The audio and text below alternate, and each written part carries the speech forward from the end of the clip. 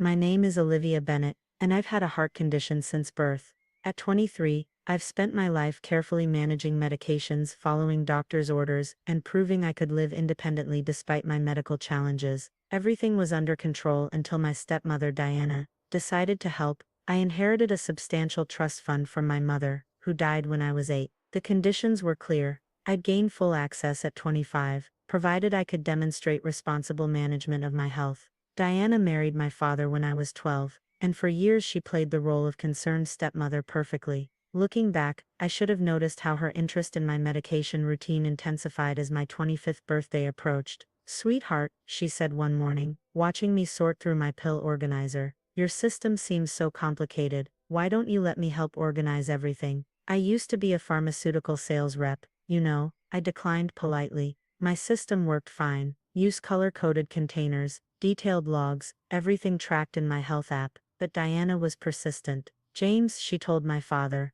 "I'm worried about Olivia. She's so stubborn about her medications. What if she makes a mistake?" Dad, ever trusting, encouraged me to accept Diana's help. "She just wants what's best for you, honey. Give her a chance." So I compromised, allowing her to help review my medication schedule. That was my first mistake. It started small, my tea pills looking slightly different, which Diana explained away as new manufacturers or updated formulations. My usually stable condition began fluctuating. Some days I felt fine, others I could barely get out of bed. Dr. Martinez, my cardiologist, was concerned during my monthly checkup. "Your numbers are erratic, Olivia. Are you sure you're taking your medications correctly?" "Of course she is." Diana jumped in before I could answer. She'd insisted on accompanying me to appointments lately. I've been helping her organize everything. That night, I felt worse than usual. My heart was racing, my breathing labored. Diana found me in the bathroom, clutching my chest. "Oh dear," she said,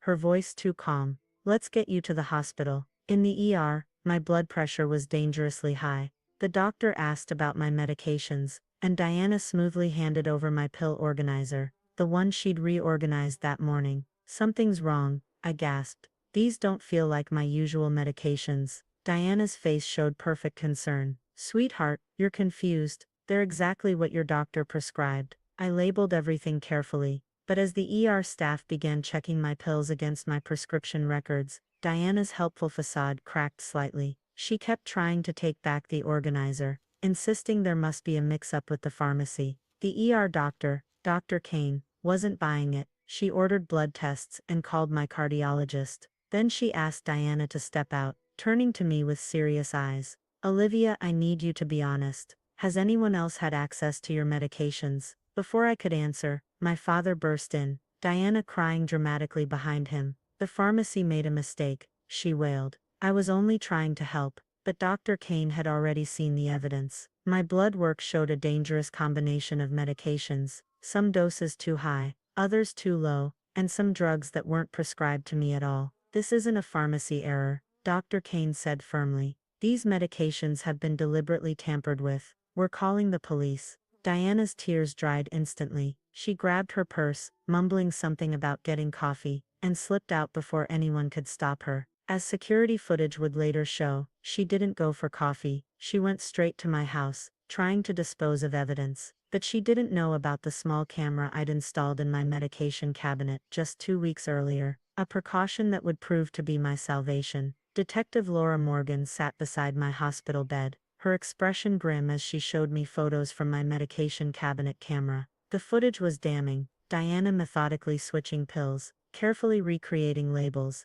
even logging into my health app with a stolen password to alter my medication records. "She's been doing this for months," Detective Morgan explained. "The pharmacy records show multiple unauthorized refills under your name, prescriptions called in by someone claiming to be from your doctor's office." My father stood by the window, his face ashen. He'd insisted on seeing the evidence himself, unable to believe his wife of 11 years could do this. Now watching Diana systematically poison his daughter, his world was crumbling. "The trust fund," he whispered. She kept asking about the trust fund. Everything clicked into place. Diana had been methodically sabotaging my health, making it appear I couldn't manage my condition. If I was deemed incapable of handling my medical care, control of my trust fund would revert to my legal guardian, my father, and Diana as his wife would have access to everything. We found this in her home office, Detective Morgan said, sliding over a document. It was a draft petition for guardianship,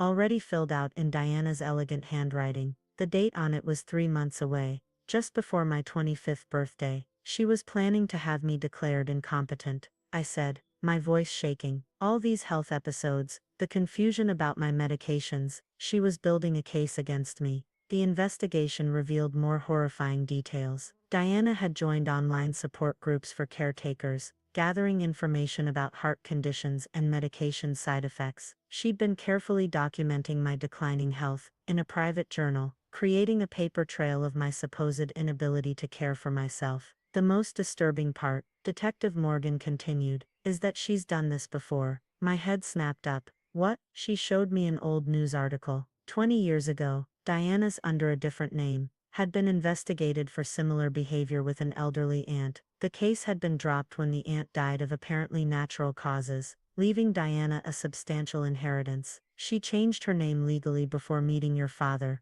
the detective explained. That's why nothing showed up in background checks. My father sank into a chair, looking decades older. All those times she insisted on managing our finances, encouraging me to combine our accounts. She's been planning this from the beginning. The hospital staff had been gathering their own evidence. Dr. Kane returned with my updated blood work, showing traces of medications that could have caused serious heart complications if the tampering hadn't been discovered. You're lucky you installed that camera, she said. Another few weeks of this, and we might not have caught it in time. I thought about the small camera, purchased on a gut feeling after noticing my pills looking different. Diana had been so careful, so methodical, but she'd made one crucial mistake, underestimating me. The police found Diana at the airport, attempting to flee with a suitcase full of cash and jewelry from my father's safe. She'd emptied their joint accounts that morning, just as she'd planned to do with my trust fund. When confronted with the evidence, Diana's caring stepmother facade vanished completely. She doesn't deserve that money, she spat. I've been taking care of her for years while she coasts through life, on her dead mother's millions. Her words hit my father hardest. He'd trusted this woman with his daughter's life, welcomed her into our family, defended her helpful nature to anyone who questioned it. Now he saw what everyone else had missed, the calculation behind her every move. The hospital assigned a security detail to my room, though it seemed unnecessary with Diana in custody. Still, each time a nurse came to administer medication, I found myself double-checking the labels, questioning every pill. It's normal to feel paranoid, my new therapist assured me. Your trust was violated in one of the most fundamental ways possible. Dad spent every moment he could at the hospital, as if trying to make up for years of blind trust in Diana. He brought my childhood photos, including ones of my mother that Diana had hidden away years ago. I was so desperate to believe you had a mother figure again, he admitted one evening, that I ignored every red flag. Can you ever forgive me? Looking at him, blinking at him, guilty, but finally clear-eyed about Diana's manipulation. I realized forgiveness might be possible, but trust? That would take time. As I began my recovery, one thing became crystal clear. I would never let anyone else manage my medications again. Diana had tried to use my heart condition to control me, but instead, she taught me the most valuable lesson of all. Sometimes the people closest to you are the ones you need to watch most carefully. 1 year after Diana's arrest, I sat in the courthouse for her sentencing hearing. The evidence against her was overwhelming: medical tampering, attempted financial fraud, identity theft, and premeditated malicious intent. The prosecution had even found evidence linking her to her aunt's suspicious death years ago. I listened as victims from her past came forward. There was a former stepdaughter from a brief marriage in Colorado, whose college fund had mysteriously disappeared, a neighbor from Florida, whose elderly mother had suffered unexplained health complications, while Diana acted as her caregiver.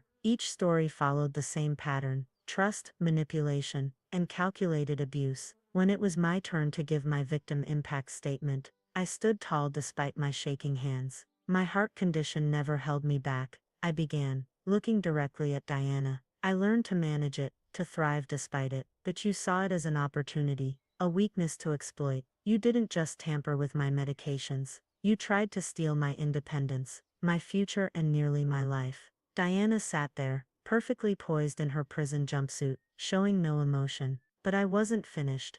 The worst part wasn't the physical danger, it was watching you manipulate my father, using his love for me as a weapon. You didn't just betray me, you betrayed every moment of trust our family gave you. The judge's sentence exceeded even the prosecution's recommendations. 25 years for the multiple charges, with no possibility of parole for at least 18 years. As they led Diana away, she finally broke her composed mask. You ungrateful brat, she snarled. I gave you 11 years of my life. No, I replied calmly. You spent 11 years plotting to steal mine. Outside the courthouse, my father waited with Dr. Martinez, my cardiologist, who had testified about the potentially lethal effects of Diana's medication tampering. They'd become unlikely friends through this ordeal, both feeling responsible for not noticing the signs sooner. Your mother would be proud, Dad said, hugging me tight. You fought back, just like she always did. The mention of my mother brought a bittersweet smile. During Diana's trial, we discovered she'd hidden away more than just photos. There were letters, journals, and videos my mother had left for me, things Diana had kept locked away to maintain her control over our family narrative. Life gradually found a new rhythm. I moved into my own apartment, equipped with a state-of-the-art medication management system that logged and photographed every pill bottle access. Some called it paranoid. I called it prudent. The trust fund that Diana had coveted so desperately was finally mine, but I chose to use it differently than anyone expected. I established a foundation to help victims of medical abuse and exploitation, focusing on providing security systems and monitoring services for vulnerable patients. Dad found his own way to heal, volunteering with organizations that screened caregivers, and helping other families spot the warning signs we'd missed. His guilt gradually transformed into purpose, though I often caught him watching my medication routine with worried eyes. My story caught national attention, leading to new legislation requiring stricter background checks for caregivers and better monitoring of prescription modifications. They called it Olivia's Law, though I insisted on including the names of Diana's other victims as well.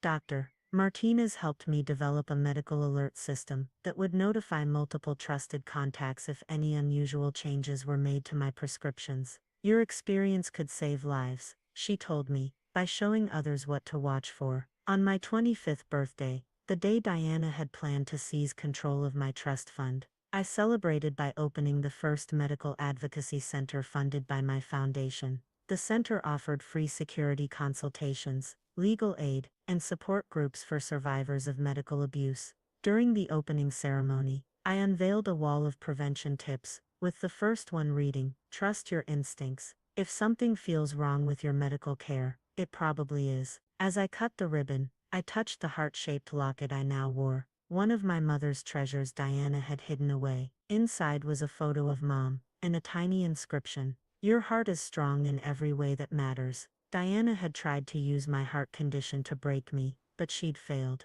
Instead, she'd helped me discover just how strong my heart truly was, both the physical one I'd always carefully protected, and the emotional one that had survived her betrayal. My father joined me on stage, both of us finally at peace with our past, and focused on preventing others from experiencing what we had. Together we were turning our tragedy into something meaningful, proving that sometimes the worst betrayals can lead to the most important missions. The end.